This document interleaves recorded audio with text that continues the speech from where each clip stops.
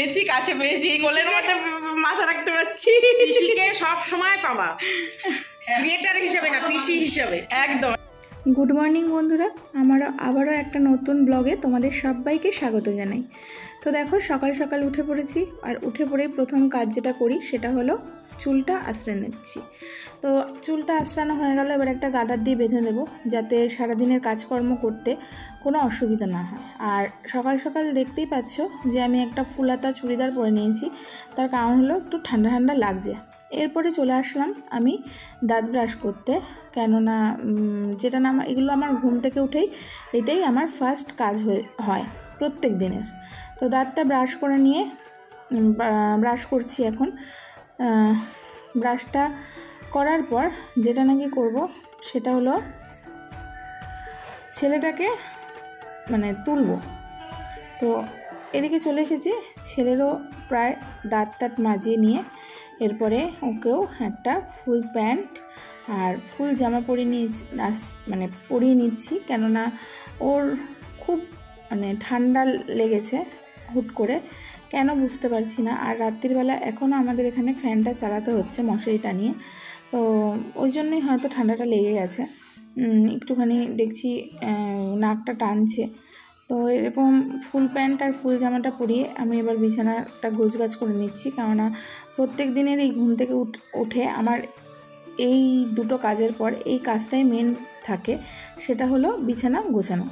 তো বিছানার চাদরগুলো টান টান অবশ্যই করছি, কেননা বিছানার চাদর টান টান না থাকলে দেখতে ভালো লাগে না। আর দেখো, আজকে চাদরের ওয়ারগুলো বালিশের ওয়ারগুলো আজকে নামিয়ে নিচ্ছি, কেননা যেহেতু আমাকে এক সপ্তাহ অন্তর অন্তর বালিশের ওয়ারগুলো কাচতে বলেছে, তাই আমি আজকে বালিশের ওয়ারগুলো নামিয়ে নিলাম, খুলে নিলাম, যাতে তোমার হলো গরম জলে ভিজিয়ে দিতে পারি। তো এই জন্য সমস্ত বালিশের ওয়ারগুলো আমার এরকম হয়ে গেছে, খোলা হয়ে গেছে। এরপরে বিছানাটা একটুখানি ঝেড়ে নিলাম, যেহেতু বাসি বিছানা না ঝাড়লে হয় না। তারপরে নিত্যদিনের মতো প্রত্যেক দিন চলে এসেছি রান্নাঘরে, যেটা নাকি প্রত্যেকটা গৃহিণীদের কাছে সব থেকে মূল্যবান একটা জায়গা। আর কোথাও না যাক, রান্নাঘরে কিন্তু প্রত্যেকটা মেয়েদেরকেই আসতে হয়, দিনের মধ্যে একবার না হলেও 1000 বার কিন্তু আসতে হবেই। এটাই হলো মূল কথা। তো এখানে আমি প্রথমেই যেটা নাকি করে নেব সেটা হলো আমার ছেলের টিফিনের ব্যবস্থা করে নিচ্ছি। তো একটাতে আমি আমার ছেলের যে দুধটা এনে রাখা হয়েছিল, সেই দুধটা বরফ হয়ে গেছে, দেখতেই পাচ্ছ বরফ হয়ে গেছে। তো সেটাকে কেটে আমি দুধটাকে জাল দেব, তো যার জন্য কেটে নিচ্ছি দুধটা। আর দেখো, পুরো বরফ হয়ে গেছে ভেতরে, যার জন্য একটুখানি বেশিটাই কেটে পুরো বরফ ঢেলে দিচ্ছে। সকালবেলায় এনে রেখেছে, কিন্তু এই রকম বরফ হয়ে গেছে। ফ্রিজটা মনে হয় একটুখানি প্রবলেম হচ্ছে, নাকি শীতকাল আসলেই এরকম হয় বুঝতে পারি না। এরপরে নিজের জন্য এবার টিফিনটা করে নেব। তো চলো, আশা করি ভিডিওটা অন্যান্য দিনের মতো তোমাদের ভালো লাগবে। তো দেখতে থাকো, আশা করি তোমাদের ভালো লাগবে। আর অবশ্যই কিন্তু স্কিপ করবে না, স্কিপ করলে কিন্তু ভিডিওটা মজাটা তোমরা বুঝতে পারবে না, যে আমি সারাদিন কি করি আর কি না করি। তো চলো দেখতে থাকো আর সাথে থাকো বন্ধুরা।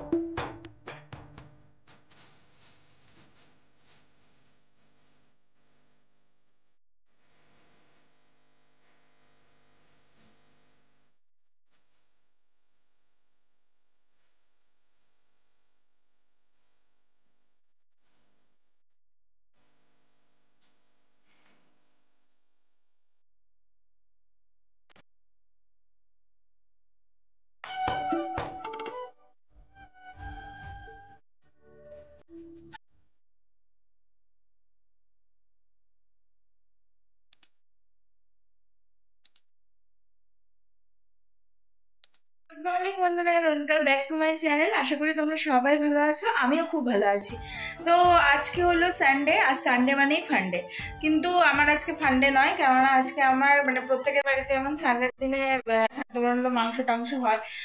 তো আজকের দিনে আমার বাড়িতে কিছুই হয় না, কেননা আজকে রবিবার হলেও কি হবে, দিলীপের হলো বৃহস্পতিবার ছুটির দিন। যারা আমার ব্লগ দেখো তারা জানো। তো সকাল থেকে কাজ বাজ শুরু করে দিয়েছি রোজকার মতো, দেখতেই পাচ্ছ যেরকম অন্যান্য দিন কাজ বাজ শুরু করে দিই সকাল থেকে, সেই একই কাজ করবত্তা সেরকম কাজ শুরু করে দিয়েছি। তো এখন সবজি কেটে নিয়েছি, সবজি কেটে নেওয়ার পর তোমাদেরকে দেখাবো যে আজকে কি কি রান্না হবে। রোজ তো শেয়ার করি, আজকেও অন্যান্য দিনের মতো তোমাদের সঙ্গে শেয়ার করবো। তো চলো দেখে নাও আজকে কি রান্না হবে। কিন্তু অনেক পদ রান্না হবে, অনেক পদের মধ্যে এখানে রয়েছে বাঁধাকপি, এখানে করবো হলো ডিমের ঝোল, আর এই আলু, এতগুলো আলু দেখছো, এটা হলো কিছুটা যাবে বাঁধাকপিতে আর কিছুটা যাবে ডিমের ঝোলে। আর এখানে কেটে রেখেছি হলো ফুলকপি, ফুলকপি আর আলু দিয়ে ডিমের ঝোলটা করব। আর এখানে কালকে যে বলেছিলাম জলপাই নিয়ে এসছি, তো জলপাইয়ের চাটনি করব, এটাকে সেদ্ধ করতে দেবো। আর এখানে চাল ভিজিয়ে রেখেছি। তো আজকের হলো এটা আমার মেনু, দুপুর রাত দুটোরই একবারে করে নেব। তো চলো স্টার্ট করি, কেননা এটাকে সেদ্ধ বসাতে হবে, এটাকে সেদ্ধ বসাতে হবে, এই তিনটেকে এখন আমার সেদ্ধ বসাতে হবে। তো চলো দেখতে থাকো।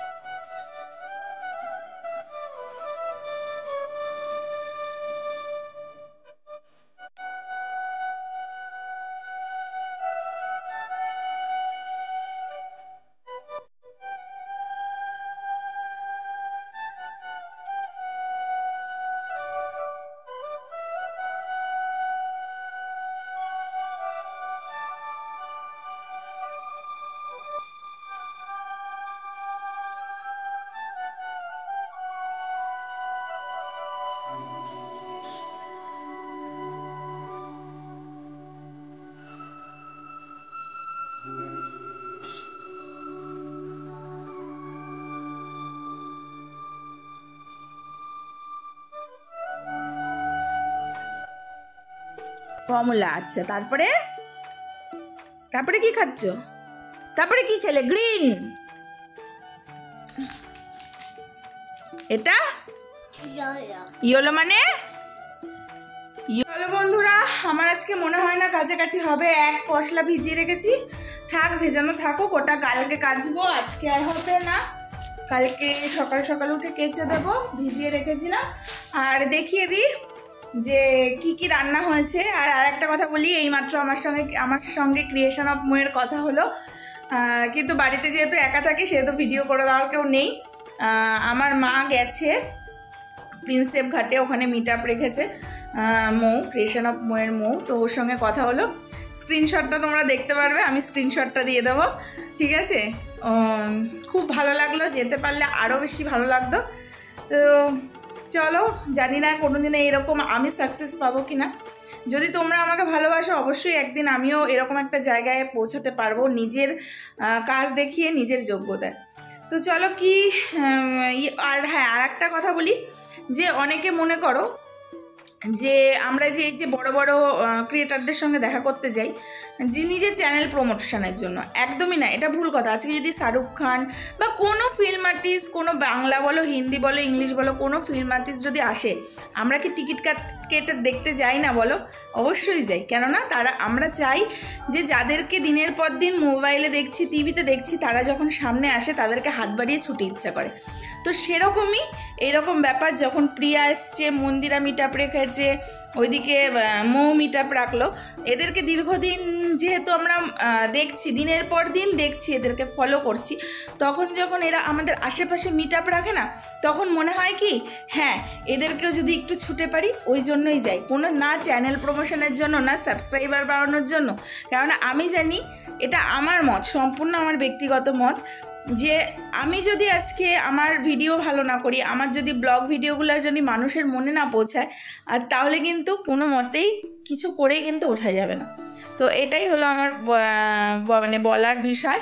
তো চলো বেশি বকবক করবো না, এখন কি রান্না করেছি সেটাই তোমাদেরকে দেখিয়ে ছেলেকে স্নান করতে যাবো। এখানে তো ভাত করে নিয়েছি আমার ছেলের, আর এখানে করেছি হলো ডিমের ঝোল, আর এখানে করেছি হলো চাটনি, আর এখানে করেছিল বাঁধাকপির তরকারি। তো দেখে নিলে আজকের আমার লাঞ্চের মেনু। তো চলো এখন এই পোপাটকে আমি স্নান করাই। কোথায় গেল বেজে গেছে, আজকে খুব লেট হয়ে গেল, অন্যান্য দিনের থেকেও আজকে বেশি লেট হয়ে গেল, এতটা লেট হওয়ার কথা ছিল না। তো যাই হোক, এখন ছেলেকে স্নান করাতে যাই, তারপরে আবার মানে পরে তোমাদের সঙ্গে আসছি। ততক্ষণে দেখতে থাকো আর সাথে থাকো। দেখো আজকে শ্যাম্পু করেছি, তার জন্য ড্রায়ার দিয়ে চুলটা শুকিয়ে নিলাম। কেননা রোদ এখন নেই, রোদ চলে গেছে, আমাদের এই উঠোন থেকে এখন রোদ চলে গেছে। আর এখন একটুখানি শুবো, ভিডিও এডিট করব, 4টে আপলোড দেবো। আর এই দেখো এইগুলো এখন ওয়ার করাবো। আজকে ওয়ারগুলো কেচে দিলাম গরম জলে, কেচে দিতে পারিনি, মানে ভিজিয়ে রেখেছি, কালকে কাচবো। গরম জলে ভিজিয়ে রেখেছি, আজকে আর কাচতে পারলাম না। তাই এখন এই আলমারি থেকে ওয়ারগুলো বের করে ওয়ারগুলো পরিয়ে তারপরে যেগুলো বললাম সেগুলো করবো। তো চলো আবার দেখা হচ্ছে বিকালবেলা তোমাদের সঙ্গে, ততক্ষণের জন্য সাথে থাকো।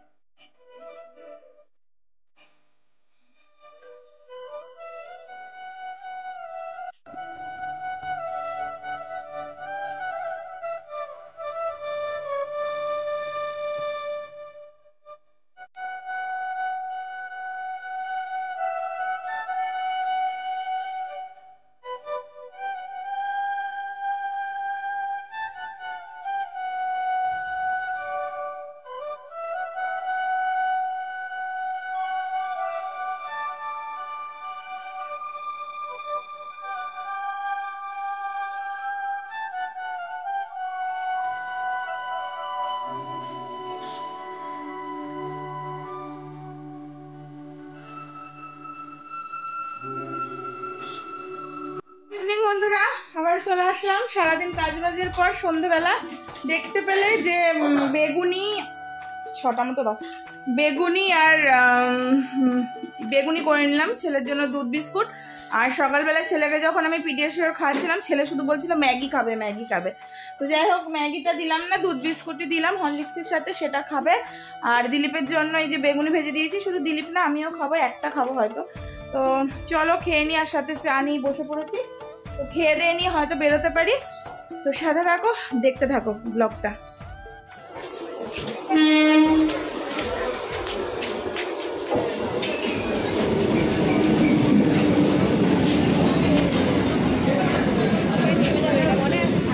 তো দেখো ট্রেনে করে একটা জায়গায় যাচ্ছি, করেই প্ল্যান হয়েছে, তাই চলো, একটা সারপ্রাইজ আছে অবশ্যই, তোমাদেরকে দেবো।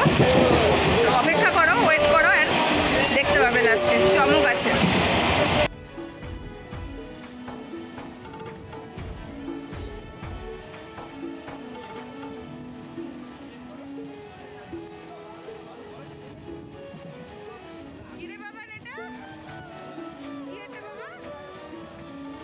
দেখো পিসিমণি, চিনতে পারছো? গীতা টুনির বাসা, কিন্তু আমার পিসিমণি আমাদের বাড়িতে এসছে। আজকে ওদের বাড়িতে এসেছে, দেবশ্রী ছাড়লো না। কি মজা লাগছে ভাবো, এত বড় ক্রিয়েটারকে আমার সাথে পেয়েছি, কাছে পেয়েছি। আমার ভাই দিয়েটা, ওর বাবা আমার ভাই। এটা আমার সৌভাগ্য যে আমি পেয়েছি, কাছে পেয়েছি, এই কোলের মধ্যে মাথা রাখতে পারছি। পিসিকে সব সময় পাবা, ক্রিয়েটার হিসেবে না, পিসি হিসেবে। একদম একদম পিসি। এই ওর চ্যানেলটা নামটা বলো। অঙ্কিতা গল্পকথা। চ্যানেলের নাম জানে না পিসিমণি? না না, অঙ্কিতা গল্পকথা মনে থাকে না অত। অঙ্কিতা গল্পকথাকে ভালোবাসা দিতে হবে, ভরিয়ে দিতে হবে। আমাকে যারা ভালোবাসো, অঙ্কিতাকেও তারা ভালোবাসা দেবে, নইলে কিন্তু টুনি দিদা ঠন্না দেবে কিন্তু। তো সারা দুনিয়া ঘুরে এসে এখন হাজব্যান্ড আর ওয়াইফের জন্য দুটো পকোড়া নিয়ে এসেছি। এই পকোড়া দুটো খাবো, খেয়ে তারপরে রুটি করব। এটা আমার দাদার দোকানের পকোড়া, দেখতে খুব ভালো, আমাদের ভালোই দেয়, খারাপ জিনিস দেয় না। তো এই যে পকোড়াটা, আর এদিকে ছেলেও ফ্রেশ হয়ে চলে এসছে। তো চলো খেয়ে নিয়ে তারপরে রুটি করি।